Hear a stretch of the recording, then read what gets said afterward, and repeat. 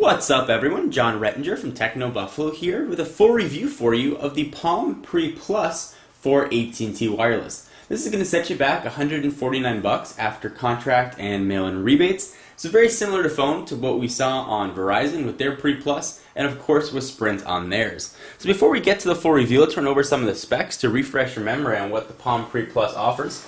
It's of course a quad-band 3G phone. It weighs about 4.89 ounces. Dimension-wise, it's 2.3 inches by 3.9 by 0.67. Of course, it is a full touchscreen. It's a 3.1-inch capacitive touchscreen, the resolution of 320 by 480. It can show about 16.7 million colors. The screen is very bright and really is nice for viewing all kinds of media.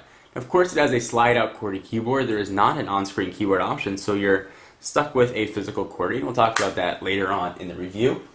Keeping on with the specs, it is running Palm's proprietary operating system called WebOS. Palm, of course, just bought by HP, so now it's HP's proprietary operating system, WebOS. It's got 16 gigabytes of internal storage, 15 of which are available to you. It does not have a micro SD card, in case you guys were wondering. Battery life is not as strong as I would have liked. Talk time, they claim you get about 5 hours. Standby time, about 350 hours. It's only 1150 milliamp hour battery, and it goes very quickly. Through one day, you're definitely going to have to charge this thing on a daily basis. So things I'm going to talk about are probably reminiscent of other Palm pre-reviews that I've done, as the same lingering issues, both positive and negative, still apply. First, I love WebOS. For multitasking, it is a complete and utter powerhouse.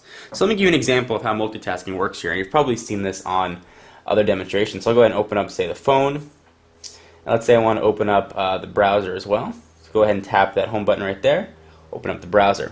And it keeps these things open in what's called the deck of cards interface. I can keep open really as many as I'd like, and I can scroll through and launch any one I want. And when I want to close an application, I just swipe it up. This is probably the best implementation of multitasking I've ever seen. I mean, it's really just a very, very, very impressive, easy to use, intuitive, and almost fun operating system. It's just very well done. So the browser I've shown you in multiple videos, it does feature multi-touch, pinch to zoom. The 3.1-inch screen is bright, shows text crisply, and pages render very quickly.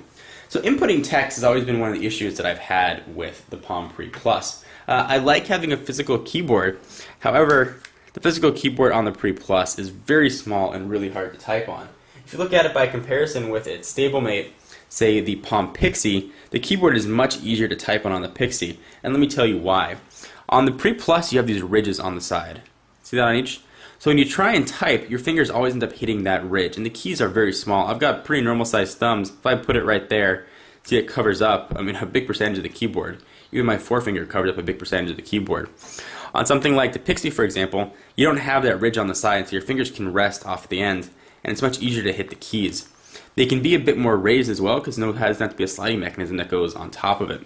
So as far as physical keyboards go and text entry, it's going to take a lot to get used to the keyboard here on the Pre Plus. And it would be okay if there was a really fully functional autocorrect built into whether you're word processing or typing an email, whatever you might be doing, but there isn't one. So you find yourself making a lot of mistakes, and navigating back and forth to correct those mistakes can be quite difficult. You have to always be very exact with where you touch, or you have to use the arrows to go back. It's just not the most elegant of typing experience. Definitely something that I was disappointed with the Pre Plus. Let me unlock the phone here, and the unlock screen is actually kind of neat. Slide that up. Oops. The angle was bad. Okay, so that's sort of the keyboard. The cut, copy, and paste functionality is a bit squirrely as well. You have to sort of tap on one side of the screen and drag text. It's just not a very elegant implementation. It doesn't really hold true to how elegant the rest of the operating system is itself. But cut, copy, and paste and no autocorrect are two very killer features that are missing from the phone. So that being said, is this a viable alternative to some of the other smartphones in AT&T's lineup? Most notably, if you're looking at this, you're probably looking at the iPhone as well. And I would say that most definitely the Pre Plus is a fantastic alternative to the iPhone. I actually used this in my primary phone for a few weeks now. I was very happy with it. It features some really cool things. For instance, something called Synergy, which pulls down all of your contacts from the web, or your Facebook, Twitter, sort of all your contacts you have in the cloud into one unified address book, one unified calendar. It makes it a lot easier to manage your friends. So if your friends have Facebook photo, it'll pull down that photo and use it as your caller ID. And if you have a calendar with Gmail and a calendar with your Exchange, it'll pull it all into one, so you don't have to keep checking multiple places to get your information. That's a feature that I really liked about the Pre Plus, and it offers a lot of very cool design features, and it does a decent amount, actually more than I would expect. So if you're looking for a smartphone, this is not a bad way to go. It does have a camera now with video recording on the back. It's got a YouTube resolution. It's got a YouTube player. The camera is 3 megapixel. The video camera is VGA resolution at 30 frames per second. It shoots at MPEG 4. You can see it right on the back. It does have an LED flash. The speaker's quite loud. And all of the Pre Pluses are actually shipping with the inductive charging capable back that'll work with the Palm Touchtone wireless charger.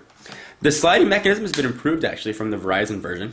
It's much more crisp. I don't feel like the phone's going to break when I slide it, which is nice. I sort of had some issues with the Verizon one, and certainly the original original Sprint one didn't quite work so well, and I was worried that it was going to break. This seems to have been fixed.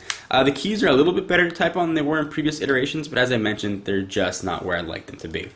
So if you can deal with those limitations, I recommend going to an AT&T store and trying out the Pre Plus. Try out the keyboard. Make sure you can use it. And if it's something that you're okay with and you want the multitasking powerhouse that is the Pre, this is going to be a fantastic option. Certainly you can wait until iPhone OS 4.0 is released later on this summer, and you can get multitasking there as well, although not as elegant implementation as we see here from Palm. Anyway guys, hope you enjoyed. I'm John Rettinger from Techno Buffalo, and I will see you in the next video.